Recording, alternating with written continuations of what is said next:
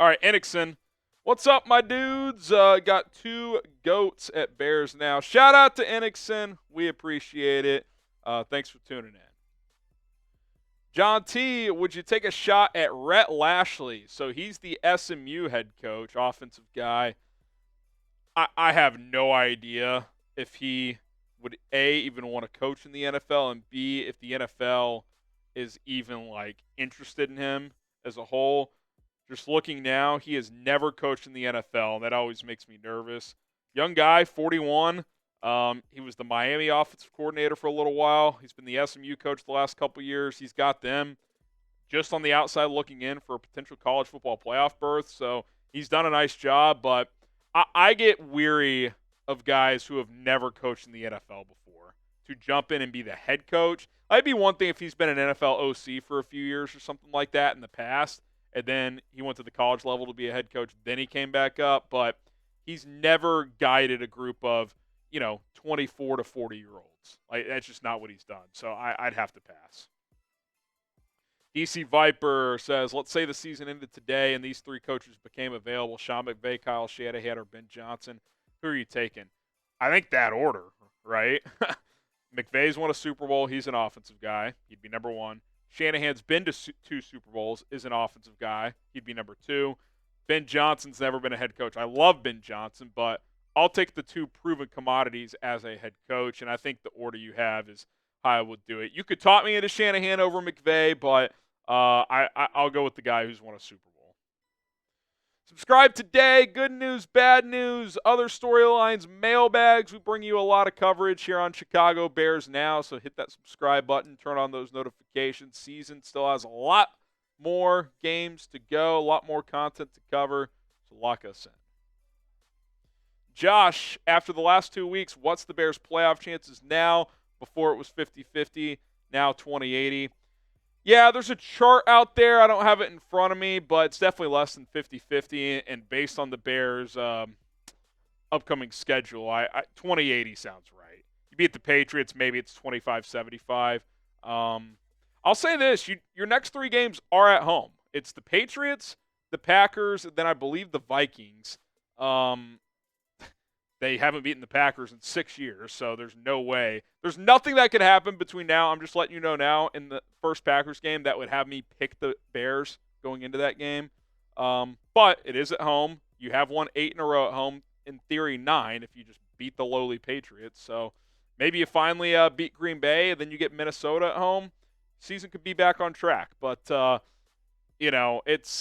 I'm not getting suckered back in until they beat a significant opponent. And Green Bay, that'd be significant. So you beat the Pats, then you go beat the Packers. Okay, I could buy back in a little bit. Beating New England's not going to suck me back in. I'm going to continue to cover this team, but I'm not going to believe they can make a run until they beat a quality opponent. Skeptor, if Brisker has a fifth-year option, he doesn't. But just for the sake of your question, even if let's just say he did, you probably wouldn't, because he's 30-plus days in the concussion protocol now. Only first-round picks get a fifth-year option. He was a second-round pick. Just to kind of wrap up the discussion, you're clearly concerned about him. First and foremost, his health. In terms of, committing to him long-term right now, I don't see how you could. I think at this point, you hope he gets back, plays the rest of the year healthy. I don't think you could sign him to an extension after this year, even though he is eligible for one. I think you'd have to play next year out, and if he proves he can be healthy for a full season, then you could re-sign him. But the concussion thing is pretty worrisome at this point in time, and I hope he's okay. Shout out to Prize Picks for sponsoring today's show. This mailbag episode is powered by Prize Picks. Daily fantasy made easy. The way it works is simple. You set your lineups by choosing 2 or more players, regardless of sport, as long as it's 2 players on different teams, up to 6, and you choose more or less based on the stat projections available. You've got passing yards, rushing yards, receiving yards, touchdowns, combo stats. Sometimes they do 2-player combo stats. Basketball, they got points, rebounds, assists, etc.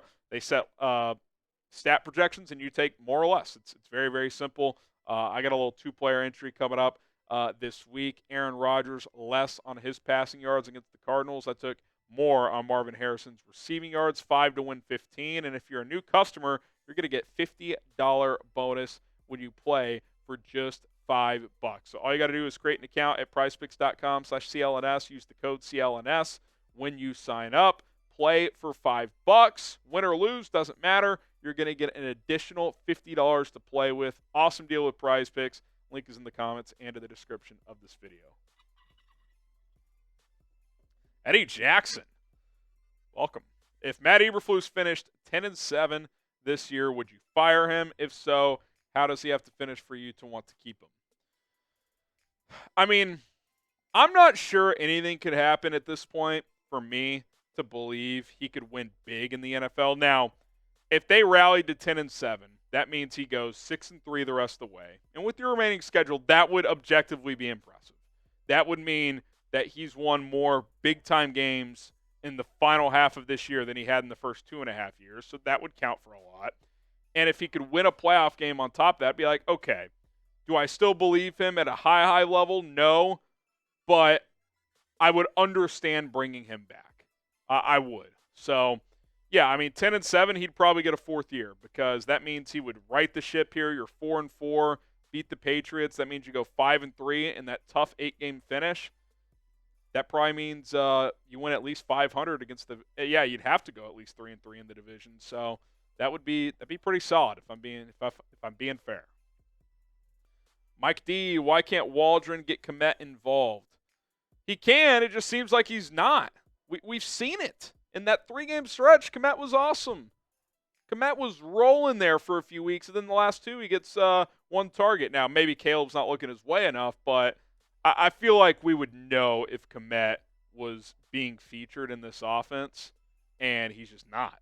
He just isn't. So I'm not sure, Mike. I don't know what the problem is, but they need to figure that out and figure that out fast. Predict the score this week. We got the Bears and the Patriots at Soldier Field. Who you got winning? What's the final score going to be? Den of clips. Should Keenan Allen be ushered into more of a backup role with his inconsistent play and Tyler Scott be given more snaps? No, I don't think you make him a backup. I think he's still probably a better player than Tyler Scott, but I think you do a couple of things. 1, you lower his target share. 2, you use him how he should be used. Option routes, slants, zig routes, short area quickness where he can separate quickly at the line of scrimmage, not on these vertical routes. That's just not utilizing him properly.